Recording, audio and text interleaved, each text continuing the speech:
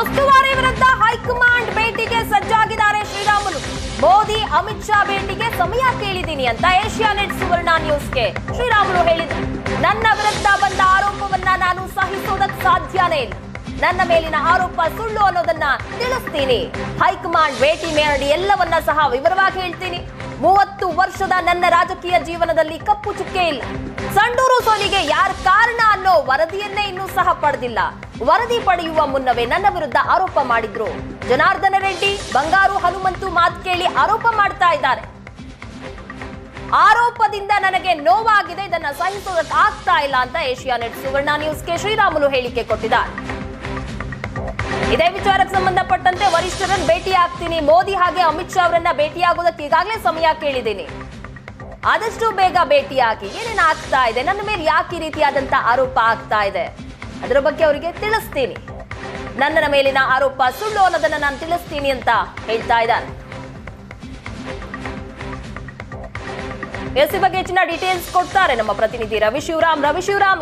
ಈಗ ತಾನೇ ಮಾತನಾಡ್ತಾ ಇದ್ರು ಶ್ರೀರಾಮುಲು ಅವರು, ನಾನು ಈ ವಿಚಾರಕ್ಕೆ ಸಂಬಂಧಪಟ್ಟಂತೆ ಹೈಕಮಾಂಡ್ ಅಂಗಳಕ್ಕೆ ಹೋಗೋದಕ್ಕೆ ರೆಡಿ ಇದ್ದೀನಿ, ಅಲ್ಲಿ ದೂರು ಕೊಡ್ತೀನಿ ನಾನು ಅಂತ. ಪ್ರಗತಿ, ಬಿಜೆಪಿಗೆ ಇದು ಬಹಳ ದೊಡ್ಡ ಒಂದು ರೀತಿಯ ಜಟಿಲವಾದ ಪ್ರಶ್ನೆ ಅಂತ ಅನ್ಸುತ್ತೆ. ಯಾಕೆಂದ್ರೆ ಬಿಜೆಪಿಯಲ್ಲಿ ಈಗಾಗಲೇ ಬಣ ಬಡಿದಾಟದ ಬೆಳವಣಿಗೆ ಆಗ್ತಾ ಇರೋ ಸಂದರ್ಭದಲ್ಲಿ ಶ್ರೀರಾಮುಲು ಅಂತ ಹಿರಿಯ ನಾಯಕರು ಈ ಹಿಂದೆ ಅವರು BRS ಪಕ್ಷವನ್ನ ಕಟ್ಟಿದ್ರು. ಪಾರ್ಟಿಯಲ್ಲಿ ನನಗೆ ಸ್ವಾಭಿಮಾನಕ್ಕೆ ಧಕ್ಕೆ ಆಗಿದೆ ಎನ್ನುವ ಕಾರಣಕ್ಕೋಸ್ಕರ ಪಾರ್ಟಿಯನ್ನು ಬಿಟ್ಟು ಹೋಗಿದ್ರು. ಆ ಸಂದರ್ಭದಲ್ಲಿ ಅವ್ರನ್ನ ಮತ್ತೆ ಮರಳಿ ಪಾರ್ಟಿಗೆ ತರುವಲ್ಲಿ ಅನಂತಕುಮಾರ್ ಅವರು ಇವರೆಲ್ಲರೂ ಕೂಡ ಬಹಳ ಶ್ರಮಿಸಿದ್ರು. ಆದ್ರೆ ನಿನ್ನೆ ನಡೆದಂತ ಕೋರ್ ಕಮಿಟಿಲಾದ ಬೆಳವಣಿಗೆ, ಕೋರ್ ಕಮಿಟಿಯಲ್ಲಿ ಅನೇಕ ವಿಚಾರಗಳ ಬಗ್ಗೆ ಚರ್ಚೆ ಆಗತ್ತೆ, ಅನೇಕ ವಿಚಾರಗಳು ಮಾಧ್ಯಮದಲ್ಲಿ ಚರ್ಚೆ ಆಗಿ ಹಾಗೆ ಮಾಯವಾಗಿ ಹೋಗ್ತವೆ. ಆದ್ರೆ ಶ್ರೀರಾಮುಲು ಅವರು ನಿನ್ನೆ ಆದಂತ ಚರ್ಚೆಯನ್ನ ಅಥವಾ ನಾವು ಮಾಡಿದಂತ ಸುದ್ದಿಯನ್ನ ದೃಢೀಕರಿಸುವುದರ ಜೊತೆಗೆ ಈ ಪಾರ್ಟಿಯಲ್ಲಿ ಆದಂತ ಬೆಳವಣಿಗೆಯನ್ನು ನಾನು ನರೇಂದ್ರ ಮೋದಿ ಅವರಿಗೆ, ಅಮಿತ್ ಶಾ ಅವರಿಗೆ ತೆಗೆದುಕೊಂಡು ಹೋಗಿ ತಲುಪಿಸ್ತೀನಿ ಹೇಳುವಂತ ಹೇಳಿಕೆಯನ್ನ ಕೊಟ್ಟಿರುವಂತದ್ದು. ಜೊತೆಗೆ ಸ್ವತಃ ರಾಜ್ಯಾಧ್ಯಕ್ಷರೇ ನಮ್ಮ ನೆರವಿಗೆ ಬರಲಿಲ್ಲ, ಜನಾರ್ದನ ರೆಡ್ಡಿ ಅವರು ನನ್ನನ್ನು ಮುಗಿಸೋ ಪ್ರಯತ್ನ ಮಾಡ್ತಾ ಇದ್ದಾರೆ ಹೇಳುವಂತ ಗಂಭೀರವಾದ ಆರೋಪವನ್ನ ಮಾಡ್ತಾ ಇದ್ದಾರೆ. ಪ್ರಮುಖವಾಗಿ ಕೇವಲ ಇದು ಬಣ ಬಡಿಯಾಟದಲ್ಲಿ ಶ್ರೀರಾಮುಲು ಇಲ್ಲಿ ತನಕ ಗುರುತಿಸಿಕೊಂಡಿಲ್ಲ. ಆದ್ರೆ ಪಾರ್ಟಿಯ ಕೋರ್ ಕಮಿಟಿಯ ಒಳಗಡೆ ಆದಂತ ಚರ್ಚೆ, ಅದರಲ್ಲೂ ಪ್ರಮುಖವಾಗಿ ಉಸ್ತುವಾರಿಗಳು ನನಗೆ ತುಂಬಾ ನೇರವಾಗಿ ರೇಗಾಡಿದ್ರು, ನನ್ನ ಮೇಲೆ ಬೈದ್ರು ಹೇಳುವಂತ ಬೇಸರವನ್ನೇ ಶ್ರೀರಾಮುಲು ಅವರು ಬಹಿರಂಗವಾಗಿ ಮಾಧ್ಯಮಗಳ ಮುಂದೆ ಹೇಳ್ತಾ ಇದ್ದಾರೆ. ಇದು ಪಾರ್ಟಿಯಲ್ಲಿ ನಿಶ್ಚಿತವಾಗಿಯೂ ಕೂಡ ಮತ್ತೊಂದು ರೀತಿಯ ಚರ್ಚೆಗೆ, ಹಾಗೇನೆ ಪಾರ್ಟಿಯಲ್ಲಿ ಮತ್ತೊಂದು ವೈಷಮ್ಯಕ್ಕೆ, ಮನಸ್ತಾಪಕ್ಕೆ ಕಾರಣ ಆಗೋದ್ರಲ್ಲಿ ಬಹುಶಃ ಸಂದೇಹ ಇಲ್ಲ ಅಂತ ಅನ್ಸುತ್ತೆ.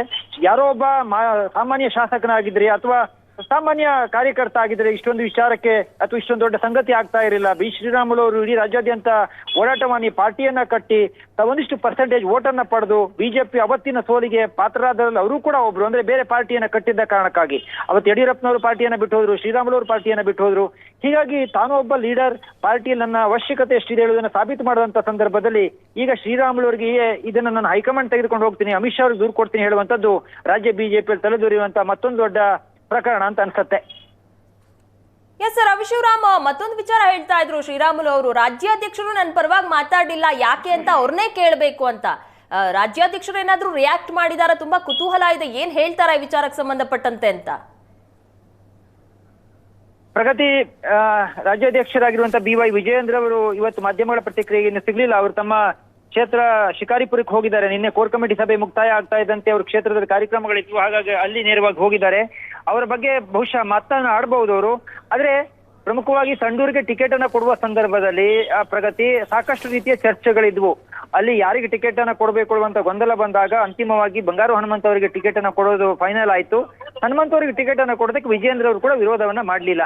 ಆದ್ರೆ ಶ್ರೀರಾಮುಲು ಅವರಿಗೆ ಹೇಳ್ತಾ ಇದ್ದಾರೆ, ತನಗೆ ರಾಜ್ಯಾಧ್ಯಕ್ಷರ ನೆರವಿಗೆ ಬರಲಿಲ್ಲ, ಒಬ್ರು ಉಸ್ತುವಾರಿ ಆದಂತವ್ರು ನನಗೆ ನೇರವಾಗಿ ಈ ರೀತಿ ವಾಗ್ದಾಳಿಯನ್ನ ಮಾಡ್ತಾ ಇದ್ರು, ಆದ್ರೆ ರಾಜ್ಯಾಧ್ಯಕ್ಷರು ನಮ್ಮ ನೆರವಿಗೆ ಬರ್ಬೇಕಾಗಿತ್ತು, ಉಳಿದೆಲ್ಲ ನಾಯಕರು ಬಂದ್ರು, ವಿಜೇಂದ್ರ ಬರ್ಲಿಲ್ಲ ಹೇಳುವುದರ ಅರ್ಥ ಬಹಳಷ್ಟು ಸಾಕಷ್ಟು ಇದು ಚರ್ಚೆಗೆ ಕಾರಣವಾದಂತ ಅಂಶ. ಇದಕ್ಕೆ ವಿಜೇಂದ್ರ ಅವರ ಪ್ರತಿಕ್ರಿಯೆಯನ್ನ ಬಹುಶಃ ಕೊಡಬಹುದು. ಒಟ್ಟಾರೆಯಾಗಿ ಬಿಜೆಪಿಯಲ್ಲಿ ಆಗಿರುವಂತ ನಿನ್ನೆ ಕೋರ್ ಕಮಿಟಿ ಆದಂತಹ ದೊಡ್ಡ ಬೆಳವಣಿಗೆ ಇದು ಹೈಕಮಾಂಡ್ ಮಟ್ಟಕ್ಕೆ ಹೋಗುತ್ತೆ. ಆದ್ರೆ ಬಹುಶಃ ಇದು ಯಾವ ರೀತಿ ಚರ್ಚೆಗೆ, ಯಾವ ರೀತಿ ಸ್ವರೂಪವನ್ನು ಪಡ್ಕೊಳ್ಳುತ್ತೆ ಹೇಳೋದನ್ನ ಕಾದು ನೋಡ್ಬೇಕಾಗಿದೆ. ಥ್ಯಾಂಕ್ ಯು ರವಿ ಶಿವರಾಮ್ ನಿಮ್ಮೆಲ್ಲ ಡೀಟೇಲ್ಸ್ಗಾಗಿ.